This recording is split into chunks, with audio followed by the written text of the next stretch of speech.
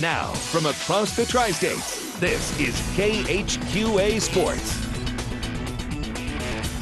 And tip-top, good evening, everybody, and welcome to your special Week 9 Sports Final webcast, where it seems like only yesterday we were embarking on this football odyssey in significantly warmer temperatures. And here we are tonight, bringing the regular season in all three states to a close. We have a smattering of bubble teams to update you on tonight in Illinois, plus Keokuk's against the odds quest for a third straight playoff berth. A lot of things have to go right for them, but we begin tonight with rivalry week in Northeast Missouri and the granddaddy of them all, Monroe City and Palmyra. It gets no more bitter. It gets no more storied than that with the Mayor's Cup on the line tonight. Palmyra obviously coming in a decided favorite going in. And in the hurry-up offense, boy, Palmyra's running game looked really good at Monroe City's expense right here. It's Josh Holtz breaking off a 25-yard run. Big night for all of Palmyra's backs. Holtz for one, Caleb Kaiser for another right here, as he will finish off what was a 52-second drive with the score. Palmyra already out ahead 7-0 before the first minute had ticked off the clock. Your next Palmyra drive about the running quarterback. It's about mobility, and that means it's about Brock Butler with a 20-yard keeper here, and then on the design quarterback draw, Brock Butler does Brock Butler things right here and scores, making it 14-0 in favor of Palmyra at that point. The running game, as I mentioned, really good. We'll go back to the backs this time. Caleb Kaiser breaking off a nice bit of yardage and picking up some acreage here, working his way and weaving his way to the edge of the Monroe City defense.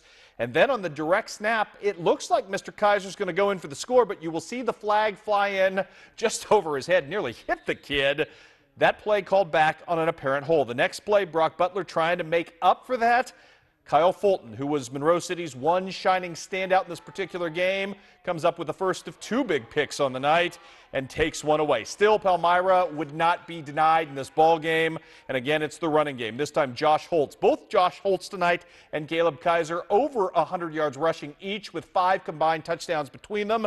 This is Mr. Holtz running for 24 yards. That would set up Mr. Kaiser. It was like a 1-2 punch. It was marvelous Marvin Hagler-esque in this one, throwing both hands and fighting well as Kaiser goes in from 24 yards out to make it 22-0. 3rd and 30, Monroe City trying to make some things happen. Kyle Fulton will be on the receiving end of the pass, picking up nice yardage right here, but this drive would eventually stall, as most, if not all, of Monroe City's offensive drives did on the night. Caleb Kaiser picking right back up where he left off after his team takes back over. Some tough yards for him right up here, up the middle. And this time it would be Kaiser setting up Holtz instead of the other way around. From about 2 feet out at this point, or 2 yards, I should say. Josh Holtz goes in, makes it 26-0. Monroe City's best highlight comes at the end of the half. Brock Butler throwing for the end zone one more time. Kyle Fulton with a ridiculous one-handed interception. I would guess you will see that again on Sensational 7, but this game was all about Palmyra. The defense pitches a shutout, and Palmyra gets the victory in the Mayor's Cup. Final count in this one, 47-0. Well, we've got one more qualifier in the books tonight and one more left to go for our dirt bike that our friends at TNT Action Sports are giving away as part of our Game of the Week promotion. Your latest and second to last qualifier, I believe we call that penultimate, is Mike Schaefer of Palmyra. Our congratulations to him. Let's move on and check in with the chair game tonight. Palmyra and Macon senior night as well for Centralia, and they would not be denied against Macon in this one. The brothers-in-law, Earl Bennett, Pete Class going at it, and right off the bat, Zach Etzler's going to dominate things, finding Logan Armentrout down the middle, 60-yard touchdown hookup. Big night for Etzler. More on him in a second. Macon, though, would answer early in this one. The speedster Joe Lewis on the end-around scores from 12 yards out. It was tied at 7, but it would be all Centralia from there. Zach Etzler threw for over 300 yards tonight. That's an 8-yard touchdown run. Centralia wins big, 49-14. Centralia undefeated since that loss to Palmyra. The Panthers, a gathering storm going into district. Speaking of teams with a little bit of much-needed momentum going into districts, look what Louisiana did at home to Highland. Absolute blowout and housing tonight. The Bulldogs find their stride just in time for districts. 55-0 was your final. Clark County's downward spiral continues as the Indians get knocked off at Brookfield 42-6. Better news for South Shelby, one of the hottest teams in the area right now. Trace Windsor, a big reason why. 6 rushing touchdowns for Trace in a blowout win over Mark Twain. 41-0 was your final there. Could the Hannibal Pirates avenge last year's heartbreaking playoff loss at home to Helias, a game that came down to one busted coverage, as that was probably all that kept the Pirates out of the state championship game last year? Helias still highly regarded, just about every player back. Early on, though, Helias sputtering offensively under the power of their own turnovers right here. That ball thrown away. Austin Davis dives on it for the fumble recovery. Hannibal would fumble it right back, unfortunately, for the Pirates. So the defense has to stand up again with Helias in the red zone. Great sack right here by Wyatt King. That holds Helias to merely a field goal after they had great position. 3-0 Crusaders at that point. The Helias defense, though, doing its part. Tell you what, third down and long, I should say, play action passing attempt. Hale Henches and company in for Helias for the stop. But the Helias defense was good. The Hannibal defense was equal to the task as well. Gus Meyer had a couple of tackles for loss in the first half. Helias threatening again. They'd have 4 downs to score here. And I tell you what, Hannibal would stand up nicely. Kyle Messer just making plays all over the place. Mr. Bustos about to get thrown down. This is 4th down right here. He needs to get into the end zone. Kyle Messer going to come up. Wyatt King's there as well. A bunch of different guys. Dalton Overstreet in to make the play as Hannibal turns away Helias scoreless. However, that would not last for long. This is Hale Henches, superstar, Division I recruit at tight end. You see why. Great catch for him. 11-yard touchdown. Made it 10-0. This is a Mitch Nichols field goal, which made it 10-3 just before the end of the half. The second half, though, belonged entirely to Helias. The Crusaders win and win going away in this one. Final count 36-10 as Hannibal just can't seem to end that Crusader jinx of late.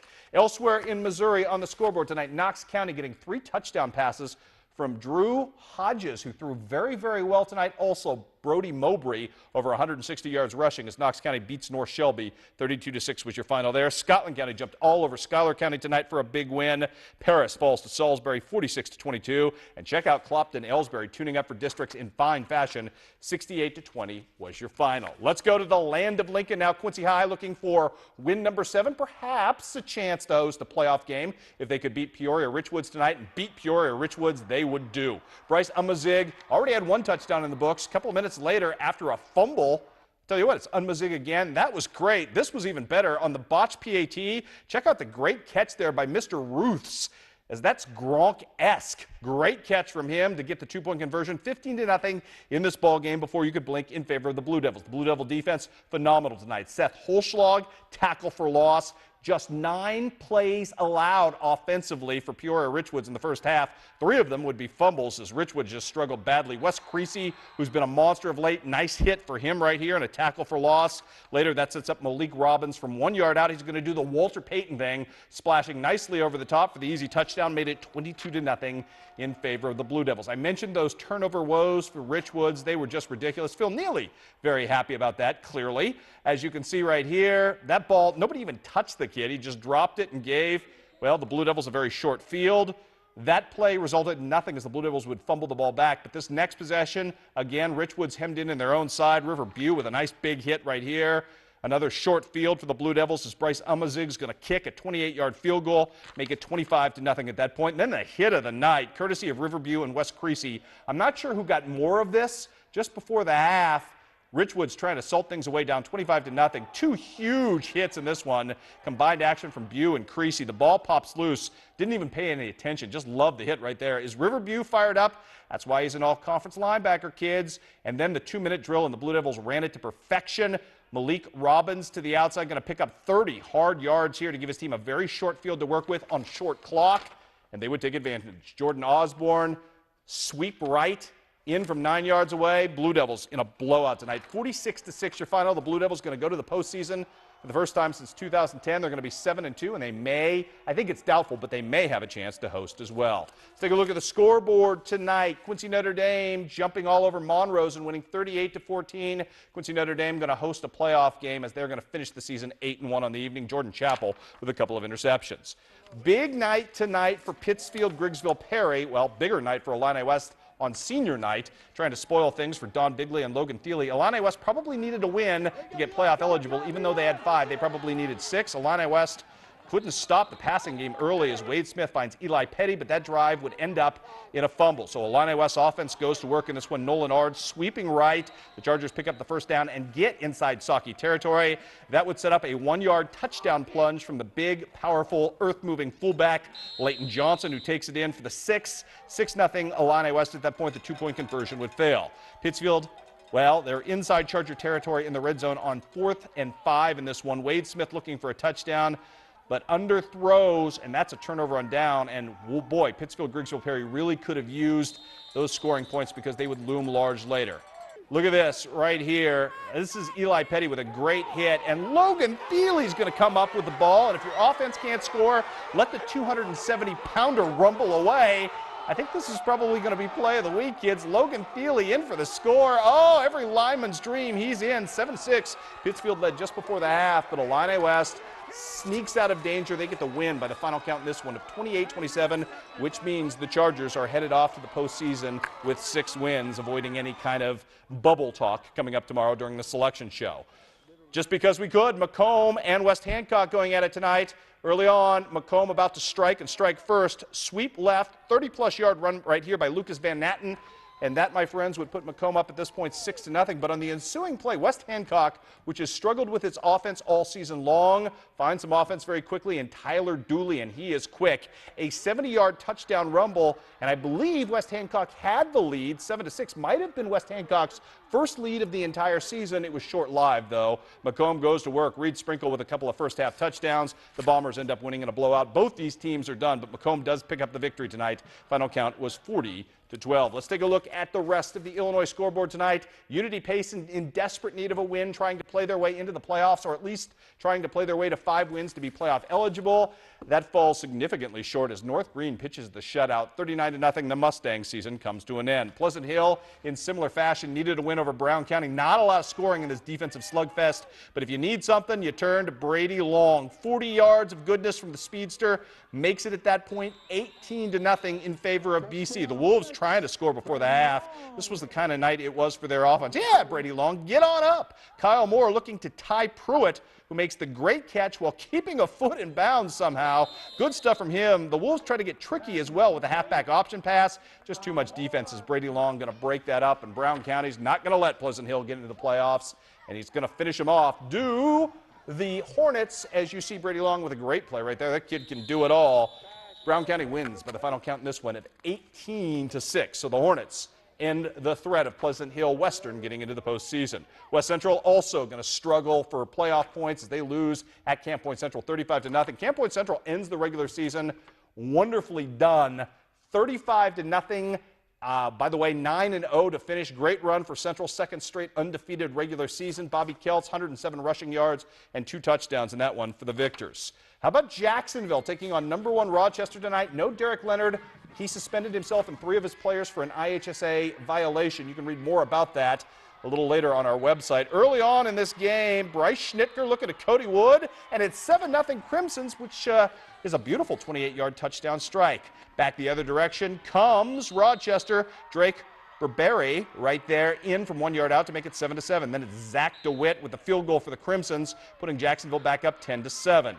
I tell you what, though, just too much Rochester down the stretch as Rochester pulls off what turns out to be a very lopsided victory in the end. Final count in this one, 49-24. Do a little math with me. Q&D kids 4A, 8-1. Jacksonville kids 6-3. Is that a potential possible first-round matchup? We will find out on Saturday night. Be an awful lot of fun if we could get those 2 teams together right here in the Gem City. Beardstown playoff eligible and roll it on. The Tigers win over North Fulton 49-6. Alex Miles with a monster night for his team. Rushville Industries season ends with a loss tonight at the hands of Lewiston. 46-12 was your final there. Also in Illinois, West Central beats West Prairie, who will finish the regular season and finish their solo act status as the West Prairie Cyclones. Winless on this season. They'll be Sparklones along with BPC coming up next year. We've got more for you as well. Keokuk, Fort Madison. There's the score. Let's show you the highlights now if we could. Fort Madison down 14-0 to Keokuk, threatening, but Drake Ryder, outstanding quarterback, plays this one like a quarterback who knows where the ball is going. Interception for him in the end zone, taking points away from the Bloodhounds. That would loom large on the night. How about Drake Ryder doing things on offense as well? Dropping back, and he will find Colton Marlin for the first down right here, and then he will turn out to the outstanding wide receiver. This kid makes things happen. Great playmaker in Bryce Baxter. Reeder with a great throw, Baxter with a great catch, Keokuk with the big win. Final count in this one, 28-27 as you saw. Keokuk needed a win tonight, and they needed some help to get into the playoffs. Unfortunately, that help would not come. As we take a look at the scoreboard right here, you see Keokuk got the win. Washington got a victory as well. Keokuk needed Centerville to upset Washington to get into the playoffs because Washington wins and wins big, and they're the number 17 in the state for a reason. It will be Fairfield rather than Keokuk going to the postseason, so effectively our Iowa football season is now over. Taking a look tonight at some more fun volleyball tonight. Big tournament weekend in Quincy. Lots of local teams playing, including Quincy Notre Dame, the host team in this affair, taking on Troy Buchanan. Great serving out of the gate by Kennedy McGee right there. Quincy Notre Dame currently up 12-9 at that point. Then Cassidy Foley off the pop set from Kristen Gingenbacher. That's a side out for Q&D, and they're going to go to work. Riley Hummert. This isn't exactly the prettiest thing she's ever done because she throws down some nasty stuff, but that little redirect is good enough to get a point as well. Then it's Quinna Keating stepping up and doing some nice work right here in pool play today as, Q&D gets a nice kill from her. Quincy Notre Dame wins 2 games today, beating Troy Buchanan 25-18, 25-19, and Camp Point Central 25-14, 25-13 to advance through their pool. Also, Liberty today defeated Columbia Hickman, I should mention. Jacksonville won a pair over Mendon Unity and Chillicothe IVC. Route defeated Bethalto Civic Memorial before losing to Bloomington Central Catholic. West Prairie with a pair of wins, I should say, over Springfield Lutheran and Metro East. So there you have it. Many more highlights coming up tomorrow. Hey, our congratulations to Bowling Green winning its own cross-country invite today. Stories in this one: Philip Loggeman winning on the boys' side, Kylie Conroe winning on the girls' side. A pair of split championships for them. So our congratulations. Also, congratulations to Palmyra's Sylvia Astorino, who ends up with the first ever medal in Palmyra cross-country history. She finished 15th on the girls' side, so congratulations to Sylvia. Good stuff from there. And Centralia, for those of you wondering, in state softball down in Springfield, 1 win away from a state championship. Bailey Douglas with another pitching gem, the shutout, 13 strikeouts. It will be Centralia versus Bowling Green coming up tomorrow for a state championship in Class 3. I'm all out of time. Huge overtime coming your way right here tomorrow at KHQA. Hope you can join us. We've got playoff soccer, playoff cross country, college football for you, and the pairing show, so we'll know how the Illinois postseason road to DeKalb all shakes down. All of that right here at 10:30 tomorrow. We'll see you then, everybody.